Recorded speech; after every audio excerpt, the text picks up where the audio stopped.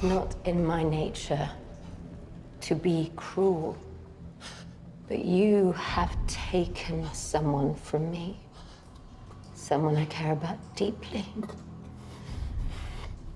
So now I will take your knowledge, your memories, your very being, and leave you cold and helpless, trapped in the eternal darkness of your own mind.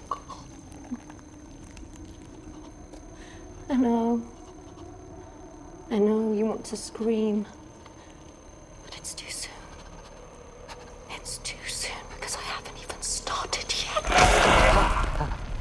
If evolution has traced any groove at all in your brain, I will plow it somewhat deeper.